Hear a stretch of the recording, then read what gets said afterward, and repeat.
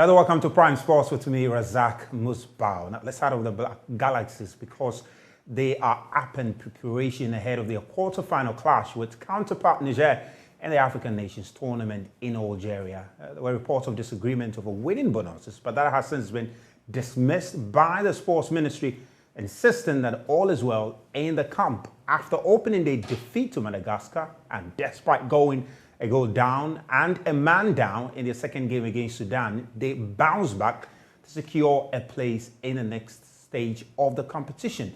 Now, according to the captain of the side, Glasson Awako, the team is determined and focused on making Ghana proud. We are very motivated compared to, if you see how our big men, the management, how they've treated us. They make sure that whatever we need, they are doing it for us. They are there whenever we need something, when we call on them. They are there for us. And we, the players itself, we are well motivated because we don't need any motivation than to get on the field and do our work and also to make the nation proud. So this is the motivation that we can give to ourselves, being on the field and getting ourselves ready to showcase what we also have. We are very calm. We are very relaxed, and we are just waiting for that day to get on the pitch and make sure we make our nation proud and each and everyone out there. Now let's go live to Algeria, where the media officer William Bosman is with the team to get the latest updates relative to what is happening in camp. William, good to have you on Prime Sports. I mean, bring us up to speed. What is the mood in camp ahead of that crucial clash against Niger? Yeah, thank you very much, and good evening to everybody. It's a very good atmosphere here in camp. We had a good training session this morning, and then we are preparing for our trip to Oran, where we'll be playing our quarterfinals game against Niger on Saturday. I mean, the team started off on a very bad note against Madagascar in their first game, but in the second game, we saw them bounce back. They went a goal down, managed to come back, and despite losing the captain, Freya Barnier, I mean, they managed to even add a third goal to seal their qualification next to the competition. I mean, tell me, the team spirit, what exactly has the coach been telling the boys to keep them this highly motivated as we head from even the senior captain of the side, Glasson Awako? Yes, just immediately after the defeat to Madagascar in the opening game, Coach Walker rallied the boys around. He boosted their morale. He told them, well, it's not over, it's just a game. They should just let that game go, and then they still have a game against Sudan to go, and the win against Sudan will all but ensure that we go through to the next round of the competition. And also, Dr. Prosper, who is assistant coach, also had a time with the boys, a one-on-one session with some of the boys, and then it's really helped in boosting their morale in the game against Sudan, and we got a win in that game. I mean, against Niger, tell me, what is the plan? What's the plan? Because there were reports that the bonuses of the team had not been paid, but the Ministry of Youth and Sports dismissed that entirely, that the team have received their winning bonuses, etc. But tell me, what is the plan ahead of that game against Niger? The Black Galaxies are very hopeful of going into the game against Sudan and get a win, because the team came here with one mission. The team came here with the mission to go all out and ensure that Ghana gets to the final. You know, Ghana has been to two finals in this competition, and it's an aim for this particular team to also emulate that example set by their predecessors. They want to get to the final and win the trophy that has always eluded Ghana. They want to be the particular team that will win that trophy and then bring it back home. So for them, that is the biggest motivation for them. They are poised to go all out on Saturday, get a win, and also go to the semis and then ensure that they achieve their aim of going to the final and ultimately lifting the trophy. I mean, of course, we know there are no fans, Ghanaian fans there to support the team. Are we likely to see fans at the stadium against Niger? Have you picked up any information relative to that? Surely we do not have fans coming all the way from Accra or Ghana to Algeria to support the team, but we do have Ghanaians residents in Algeria, but Ghanaians in Constantine have been behind the team, though they are not really quite sizable, but they come to the stadium, they do support the Black Galaxies. And we also do get support from the Algerians. The fans in Constantine have taken the Black Galaxies at the coast of the town. So everywhere we go, we do get support from the fans. Yesterday, we had, for instance, the mayor of the El Crab, the city where the Black Galaxies are based, visiting the team's camp and also assuring the team that even though we are leaving Constantine to Oran, they still have the support of the fans in Constantine. And if we do make it to the finals in August, they have assured us that they will be there to support the Black Galaxies. What's the situation with Efie Banya? Is he still with the team? Because we know his red card pretty much rules him out of the rest of the tournament. Is he still with the team, or what's the situation with him? Efie is still with the team. Efie trained with the team on Monday. He trained this morning with the team. He's been his usual self, very buoyant. He's also an assistant captain of the team, so he's been helpful in terms of boosting the morale of the team. Even though he may not play in Saturday's game, he's been very helpful in boosting their morale. And he's still with the team. He's ready to help in any way that he can, though he will not be on the pitch, to ensure that we get that win on Saturday. William, thank you very much for your time, and we wish you and the entire team the very best. We'll keep in touch, and of course, to hear from you any update you have about the team. That's William Bosman, media officer of the Black Galaxies. But let's take a look at the full quarterfinal fixtures in that very tournament. You can see Algeria, host nation, they will be taking on Cote d'Ivoire, and Senegal will be taking on Mauritania. Madagascar, who are making their debut in the tournament, will play in Mozambique. And of course, Niger will host Ghana on Saturday. And all the games will be live on Joy Prime. Now, and so that's pretty much it over there. Now, away from that, Ghana Premier League clubs will miss out on CAF Interclub competition next season if they fail to produce a women's side. This, according to the General Secretary of the Ghana Football Association, as part of new regulations from the African Football Governing Body to be implemented next season. He was speaking at a media engagement on the return of the Malta Guinness Women's Premier League. We need all the big teams in the country, the men's big teams, to create women's teams. And I'm glad to hear from Accra House of Folk that they are almost ready to start their women's team. We can only be proud of this and to urge all the others to also start, because it's going to be a major requirement going forward when you play in Africa. Currently, the licensing policy, every Premier League club is supposed to help a ladies team. As we resume this weekend, I will personally go around and inquire from them the kind of help they are giving to the teams they've adopted. All we are asking is that give some equipment support and technical support. So the Women's Premier League resumed this very weekend, and you should look out for fixtures. On Friday, we'll bring you up to speed on all of that. Well, earlier today, the Joy Sports team were presented with copies of the autobiography of the late C.K. Jemfi from his sons.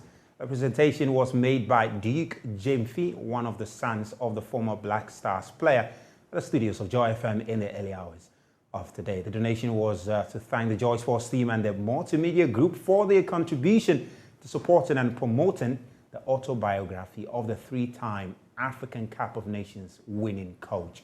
The book, dubbed The Black Stars and written by C.K. Jemfi, an award-winning writer, Fifi Anaman, chronicles the life and legacy of one of Ghana's great. And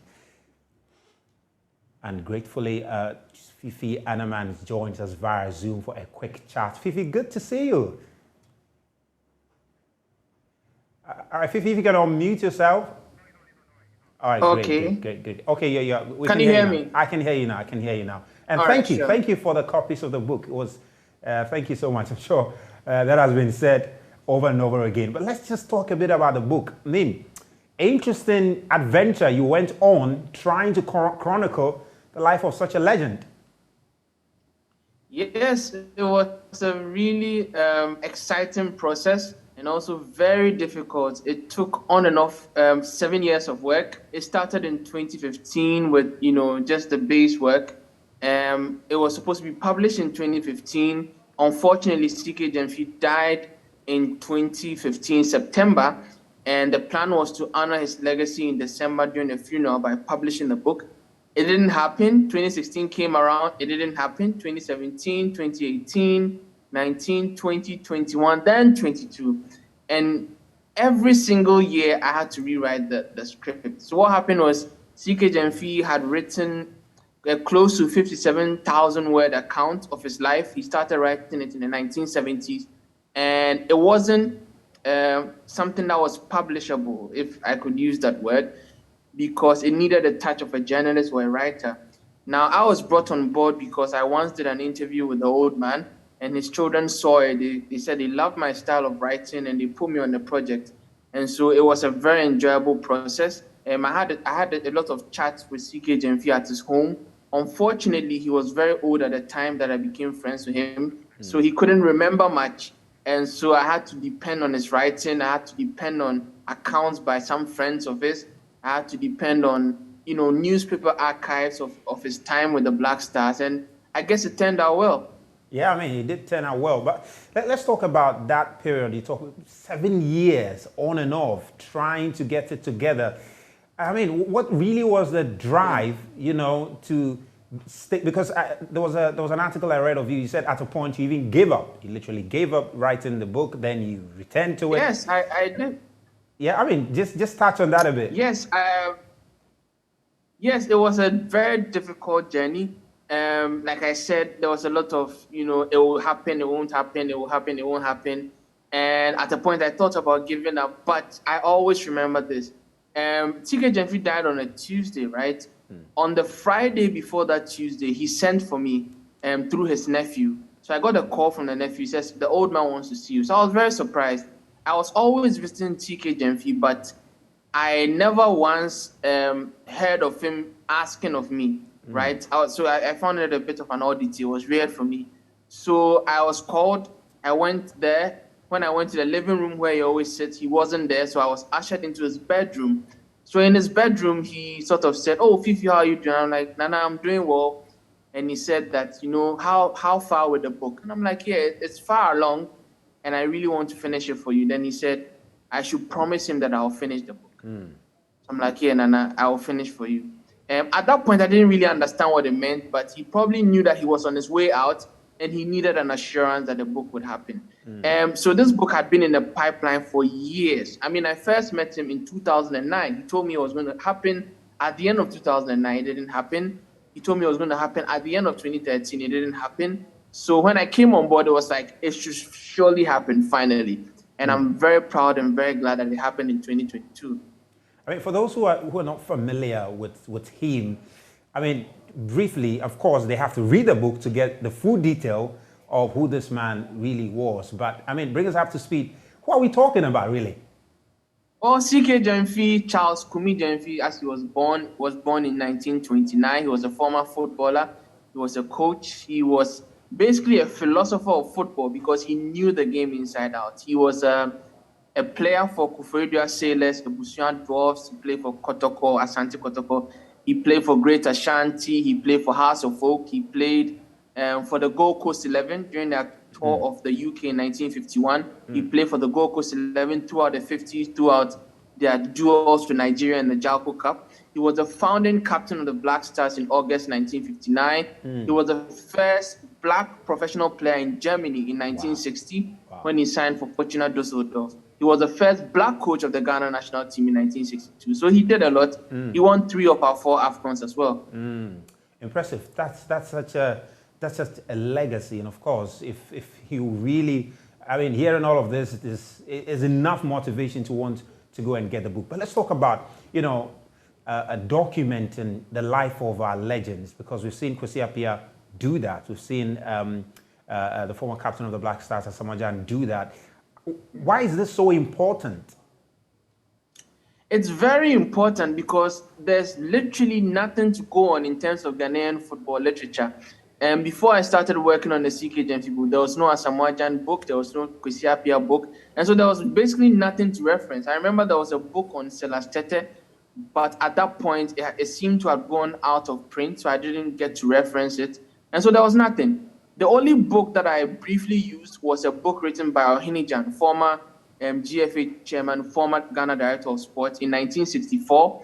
It was called A Short History of Soccer in Ghana and the Rise of the Black Star. This sort of chronicled the history of Ghanaian football. So I found it very useful. Unfortunately, it is out of print. So I was very happy to see Asamoah Gyan publish a book. All right, we appear to have lost Fifi Anamanda. I'll quickly reconnect to him, and we're talking about that book that book about CK Jimfi. And of course, today we received a team from some of his sons and Fifi himself, who made the donation. We'll be just going to roll the pictures, and you can see CK Jimfi there, an illustrious player by all standard, one that for many, sure, the elderly people, the veterans, of course, they're very familiar. And this is when they make the donation to token of appreciation to the Joy Sports team. You can see the book. The book is available in all book stores, and you will want to get copies of it. And that's Nathaniel Ato, who received that on behalf of the Joy Sports team. And you can see, well, he did have a few words to share. Not sure. All right, so we are back with Fifi Anaman. Fifi, you were making a point. We lost you a bit. Yes, so I was like, I was glad to see Asamoah Gyan write his autobiography, and kudos to Gary Al Smith for that fantastic work and ghostwriting the project. I was glad to also see Mohamed Polo outdoor his book. It was, I think it's a biography. It was. So I've been glad to also see Kwesi Appiah write a book with Che Amoako, who's a US-based writer. He also did a fantastic job on Leaders Don't Have to Yell. So I think there's a lot to do, Musbau. There's a lot to do in chronicling the lives of our heroes. Unfortunately, it's not the culture here, but it should be cultivated, shouldn't it? In terms of putting the stories out there. I mean, talking of the likes of Stephen Appiah, for instance, Abedi Ayew Pele, and it's interesting to know that there's no book on Abedi Ayew Pele, and I think it's long overdue. Hopefully, it's something he's working on, because definitely people would love to read something about Abedi Ayew Pele, wouldn't you, Fifi? Yeah, I mean, I would love. I mean, today, before we walked into the Joy FM studio, this is a bit of trivia for you. So I ran into Fifi Taki, who is the spokesperson for the Ayew family, and I've always wanted to sort of ask him if we could do something on Abedi. But I remember when the Asamoah Gyan book was coming out, and there was talk of it being the first football autobiography, and Fifi Taki put out a tweet that said that there was an autobiography written by Abedi Pele in 1992, 93, was it? But unfortunately, like I said, so these works are there, but unfortunately, they are out of print. So we don't have access to them. You get what I'm saying? So I really hope to one day see that particular, if it's a manuscript or, if it's a book, I really want to see it and learn about Abedi Pele, because all we know about Abedi Pele was his achievements as Black Stars captain, was his time at Marseille when he won the Champions League as well. I should mention at this point too that CK Jemfi actually published a book in the 70s. It was called The 10 Commandments of Football. Yes, so I'm yet to see the copy. I'm really excited. It's being sent to me from the US. And so we'll see how we can turn that into another book as well. Interesting there. Fifi, thanks so much for your time, and hopefully we'll get to talk a lot more. But just before you go, where can they get copies of the books, just on that one? Right, so the book is on Amazon, it's on Book Nook, and it's at all major bookshops and outlets. All right, great. Fifi, thanks so much for your time, and we wish you the very best there. We're going to take a quick break, and when we come back, we'll bring you up to speed on some very interesting video that championship side, Burnley, put together for South African forward when they were unveiling him just recently. Now, Foster, South African forward who plies his trade in the Belgian league, has just joined Burnley, who are top of the English Championship, with Vincent Kompany as their coach, and they're looking forward to getting promotion into the English Premier League. That's all we have for you on Prime Sports tonight. With me, Razak Musbau. Thanks so much for being a part of this.